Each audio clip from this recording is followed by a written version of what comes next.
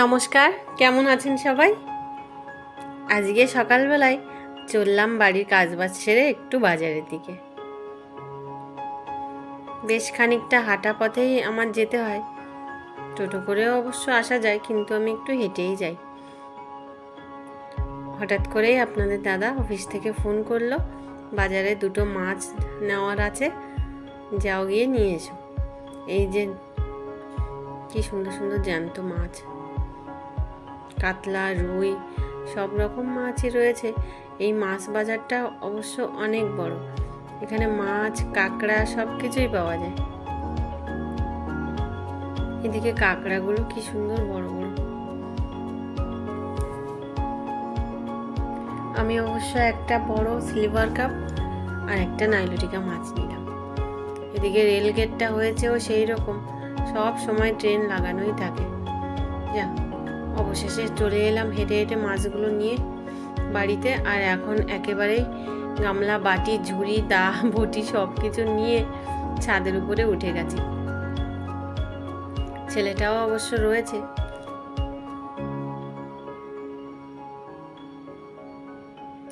ব্যাগের থেকে এবার মাছটা বের করব আর এইখানে বসে একবারে কেটে নেব। নিচে কলপাট থেকে উপরে ছাদের উপরে বসতে যেন আরো বেশি ভালো। অনেকটা ঠান্ডা ঠান্ডা পড়ে এসছে, রোদ্দুরে বসে মাছটা বেশ সুন্দর কাটা যাবে।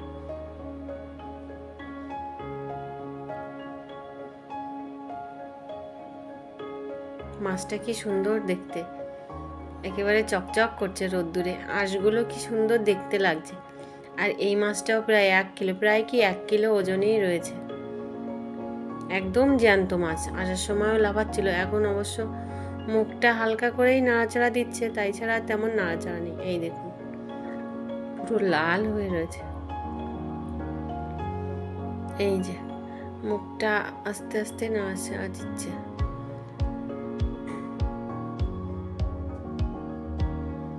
এবার এই মাছ দুটোকে কেটে নেব।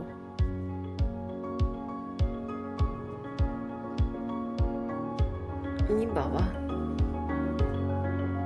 প্রায় 3 কিলোর কাছাকাছি সিলভার কাপ মাছ। এক হাত দিয়ে উঁচু করতেও কষ্ট হচ্ছে।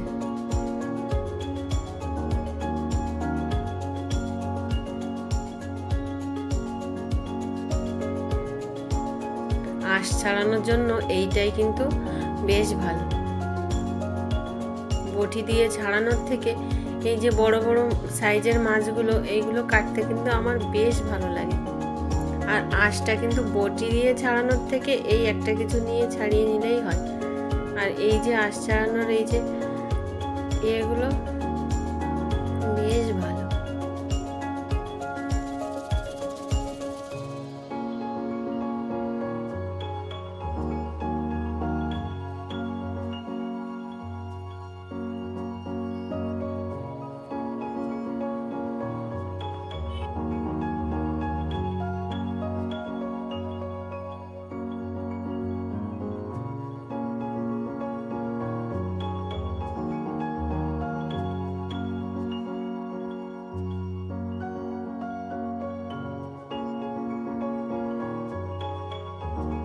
ভালো করে আঁশ ছাড়িয়ে একবার ধুয়ে নিলাম। এবার কাটবো। এত বড় মাছ কাটতে অবশ্য ভারী অসুবিধা।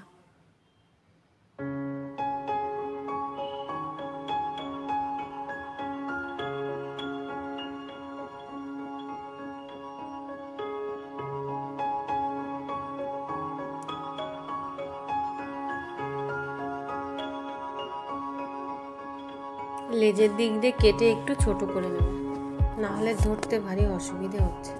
এই দেখুন কি সুন্দর তাজা রক্ত বেরিয়েছে, একদম জ্যান্ত মাছ।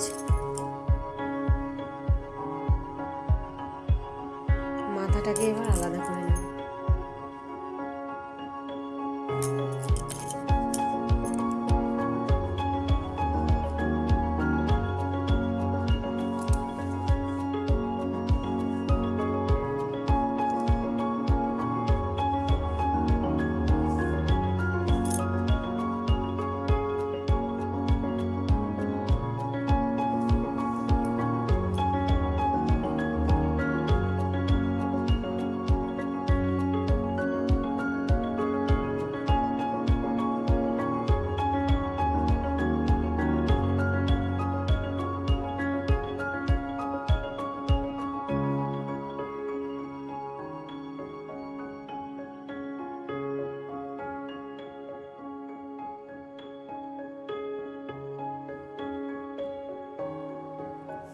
কাঁটাগুলো আস্তে আস্তে কেটে নিলাম।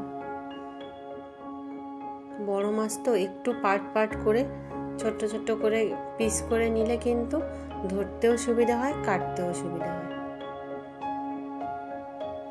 এক হাত দিয়ে ধরতে হাত পুরো লেগে যাচ্ছে আমার। যাক, কাঁটাগুলো মোটামুটি কাটা হয়ে যাচ্ছে। এইবার পেটির মাছগুলো আলাদা করে ফেলবো, গাদাটা আলাদা করব। একেবারে গাদার যে কাটা, ওই কাটার গা দিয়েই কিন্তু আমি কাটবো।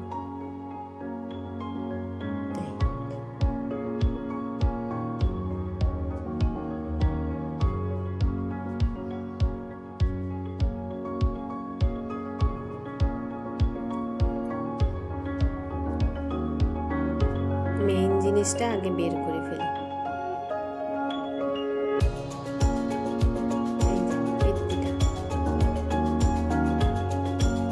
এটাও এত সুন্দর দেখতে লাগছে, পুরো চকচক করছে। এই যে মাছের তেলটুকু বাটি করে আলাদা করে রেখেছি। যখন গামলা, বাটি, থালা সবকিছু নিয়ে উপরে উঠছিলাম, প্রমিস বলছিল, তুমি গামলা, বাটি, থালা এত কিছু নিয়ে এসছো, মাছ কাটতে বসার আগে বা কোনো কিছু কাটতে বসার আগে অন্তত আমার যা যা প্রয়োজন আমি সব কিছুই হাতের কাছে নিয়ে বসি। গাদার মাছগুলো এইরকম করে পিস করে নেব। খুব বেশি মোটাও নয়, খুব বেশি বড়ও নয়, আবার খুব বেশি ছোটও নয়, মিডিয়াম সাইজের। এই যে একেবারে পাতলাও নয়, এইরকম মোটা মোটা করে দিয়েছি। এবার লেজের পাটটা কাটবো।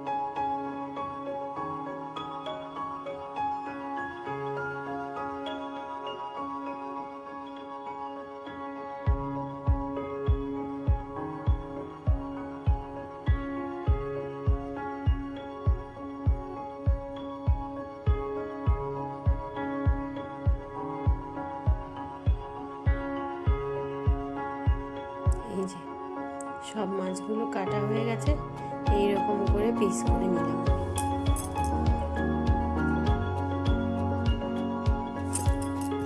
এবার এই তেলাপিয়াটাও কেটে নেব। তেলাপিয়া তো নয়, নাইলটিকা, সেই 1 কিলো ওজনের সব কিছু কেটে কুটে এই যে এই মাছগুলো ঝুড়িতে রেখেছি সব। আর এইগুলো সব ফ্রেশ মাছ, রান্না হবে। এই দেখুন কি সুন্দর পিসগুলো হয়েছে। আজকে একটু কষিয়ে বেশ ঝাল ঝাল করে রান্না করব। একটা পেটির মাছ নিয়েছি, ওটা প্রমিসকে দেবো।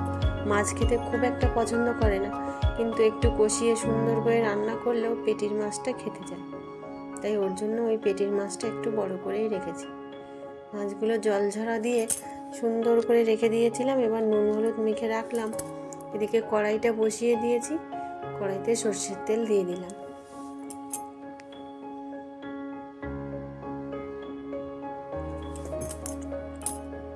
তেলটা একেবারে ধোয়া ওটা গরম করে নিয়েছি।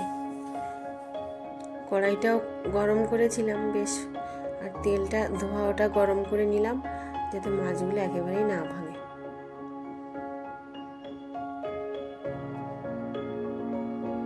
একটু কাট করে করে এপিট ওপিট যাতে সব দিকেই ঠিক মতো জালটা বসে, তাই জন্য কড়াইটা একটু কাট করে করে দিচ্ছি।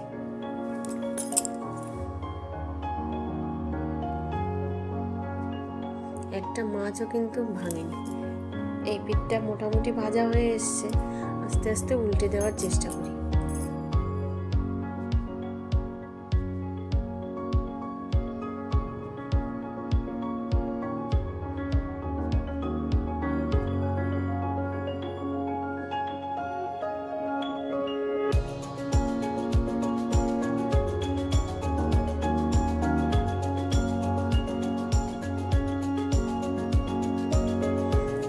মোটামুটি লাল লাল ভাজা হয়ে গেছে। তো খুব সাবধানে আস্তে আস্তে করে মাছগুলো আমি উল্টে নিলাম। মোটামুটি সবগুলোই গোটা গোটা আছে, একটাও কিন্তু ভাঙেনি। এদিকে হাঁড়িতে একটু গরম জল বসিয়েছি, আজকে গরম জল দেব মাছের ঝোলের মধ্যে, তাড়াতাড়ি হয়েও যাবে। এই যে আমিষের জন্য এই পেটিটা রেখেছি।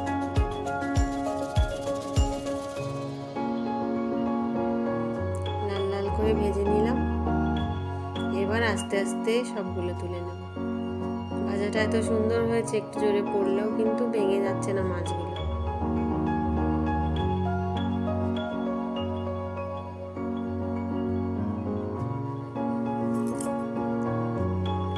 মাছ ভাজার তেলে আমি তেজপাতা ফোড়ন, শুকনো লঙ্কা দিয়ে দিলাম।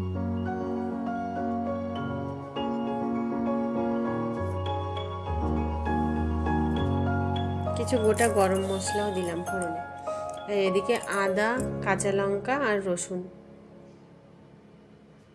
একসঙ্গে বেটে নিয়েছি, দিয়ে দিলাম। পরিমাণ মতো হলুদ, নুন দিলাম, আর দিলাম কাশ্মীরি লঙ্কার গুঁড়ো। রান্নাটা একটু রং না আসলে প্রমিস একদমই পছন্দ করবে না, আর এইভাবে রান্না করলে কিন্তু বেশ ভালো লাগে।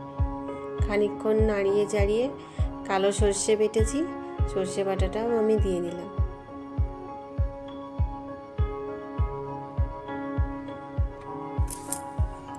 মশলাটা কি সুন্দর রং এসছে দেখুন।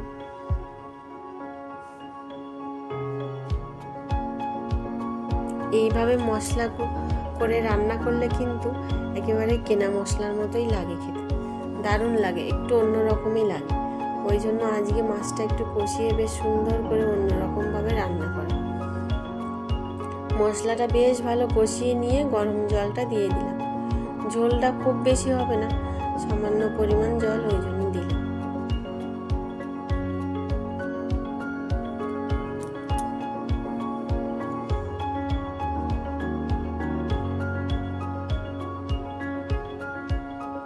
ঝোল খুব ভালো করে ফুটে গেছে। এইবার এই যে লাল লাল করে ভেজে রাখা মাছগুলো দিয়ে দেব।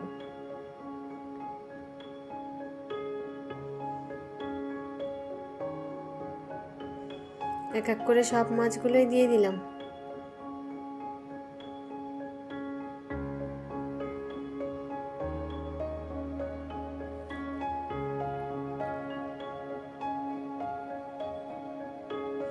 একটু এপিট ওপিট করে দিলাম মাছগুলো। একটা মাছও কিন্তু ভাঙেনি, খুব সাবধানেই রান্নাটা করেছি। ব্যাস, ঝোলে জাল হয়ে গেছে। উপর দিয়ে কুচিয়ে রাখা ধনেপাতা ছড়িয়ে দিলাম।